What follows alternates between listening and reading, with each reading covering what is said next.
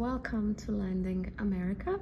I'm Tatiana. On today's episode, I would like to talk to you about 5 most important things you need to know, and basically 5 most important things you need to decide before traveling to the United States. I had no idea about many of these things.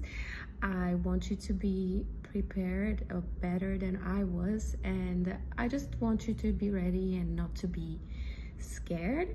So number one step is to figure out what kind of visa you're going to have.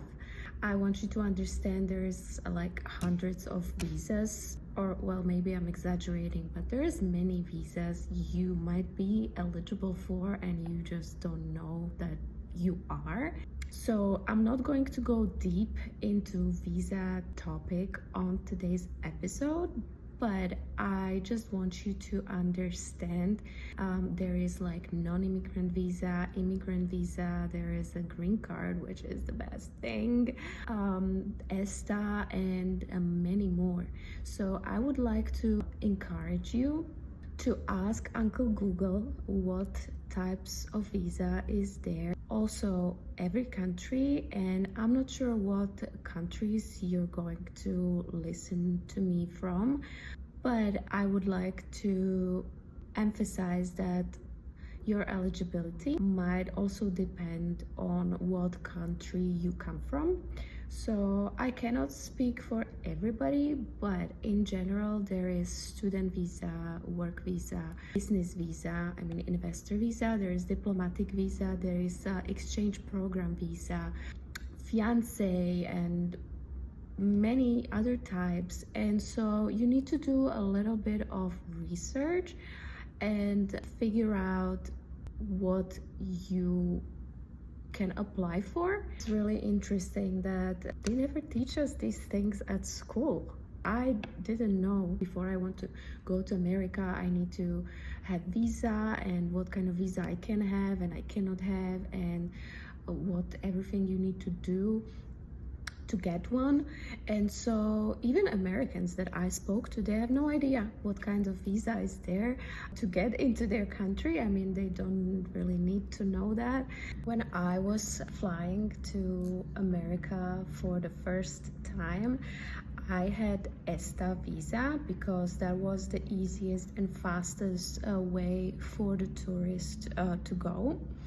ESTA is super simple.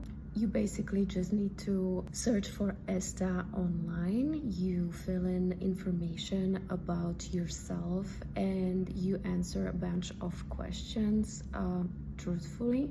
In 2018, I believe the fee was around $50, 50 euros. And that was it. I think I was approved in about 30 minutes. Not all countries are eligible for ESTA, so this is the part of the research you will need to do for yourself to figure out if that's something you can do. It was really exciting, but if you want to apply for ESTA, this is the best for people who want to visit as a tourist, explore for a short period of time. You need to ask yourself question, do I just want to travel, or maybe do I want to work in America? Do I want to live there? Because if you would like to come here and live your life here and legally work here, the thing you need to apply then for is a green card lottery, for example. You need to realize, okay, do I want to go fast, or maybe do I want to go later on but stay for longer? Because to get a green card through the lottery is to wait for at least 2 years. So this is something you need to answer for yourself. Okay, next step is pick your city. And when I say pick your city, what I mean by that is that you just need to understand how big the US is. Just recently I was Googling the biggest city in Europe, which is Moscow. And I found out that Miami, where I'm at, is twice its size. And so it might be a little bit intimidating, especially if you are from a smaller city. And you also need to take into consideration, okay, do you like winter? Do you like summer? Do you like big city life? Do you prefer more chill vibe? For me, I decided for Florida because I love tropical climate, and Florida is the warmest state in the United States. So the choice was pretty easy for me. I was messaging with one lady in Daytona Beach because she offered me an accommodation for my stay, which I was considering because it is cheaper than hotel or Airbnb. However, I realized I want a big city life. I wanted to see Miami and what it can offer. And so I decided not to go to Daytona Beach. But I was really grateful for her offer, and actually for the fact that she was willing to give me an advice and help and offer something, because nowadays you can't really find that among people, that they would actually be supportive. I was 27 years old and I just wanted to see what it is to experience it.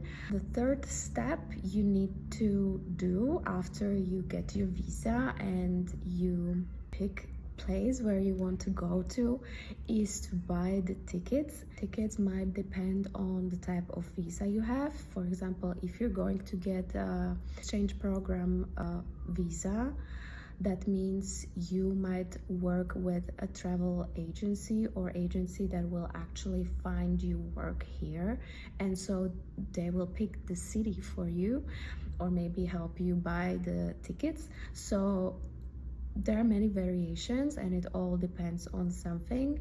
But when it comes to tickets, one thing that you really need to be aware of is that most of the visas require you to have return ticket. So I urge you not to come here just with one-way ticket, because you might be denied the entry once they see you're not intending to go back, unless you have, let's say, a green card. Number 4 is insurance. You're going to need health insurance before going to the United States. I mean, hopefully nothing is going to happen to you, but regardless, in case something happens, you do want to be covered. European insurance will not cover you in America, and so you need something extra. You need some commercial insurance. There's a million of them online that you can find. Healthcare in America is super expensive. It is expensive even for Americans, so what can I say? You do not want to pay those monies once something happens. Last but not least, find your accommodation. Now, how to find accommodation?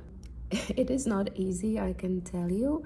When I decided to go to Miami, I was looking at the map and I was like, okay, but where in Miami? Miami is not a small village, and so there's so many neighborhoods. I basically joined Facebook groups such as Czechs and Slovaks in Miami, Miami Roommates, Accommodations Miami, and similar. And I reached out to those people to see if somebody needs a roommate for a certain period of time. I would recommend you to do the same thing. I believe that it's good to connect with people from your country. I cannot guarantee that they will help you, but those that will be helpful, it will be a nice feeling for you knowing that someone who understands you, who shares your values and language and culture is there, you know, knowing that you are coming and will be able to give you an advice or maybe show you around. You know, you do not want to feel alone and lost in the big world where you don't know anybody. It is vital to have a community around. Unfortunately, I know there's plenty of haters online, and these people have been just a few years ago, maybe at the same spot where you are now, thinking about traveling to the United States. They didn't know what to do, and there was someone willing to help them or support them and give them advice. They didn't do everything on their own. I mean, for the most part, they did, obviously, but there was someone willing to help them. But now, once they live here, or once they traveled and they came back, or whatever happened to them, now they're not willing to help and give an advice and encourage anybody. I've seen comments like, don't come here, we don't need you here, it is extremely difficult to come here, stay at home. First of all, who are you? Like, why are you a hater? Why are you discouraging people who don't know, what is the first step to do? Why do you discourage them? Like, is it going to hurt you if a fellow Slovak person will travel here? Like, it's not gonna do anything to you, so why are you such a hypocrite? But anyway, do not get discouraged by these people. Please ignore them and just focus on people who are willing to give you a valuable advice and who are genuinely trying to help you. This is all from me for today. Check those visas, pick your dream city, set your dates, find health insurance that's within your budget or health risks, and search for accommodation. Let me know how it goes, and I'm going to talk to you on the next one. Bye.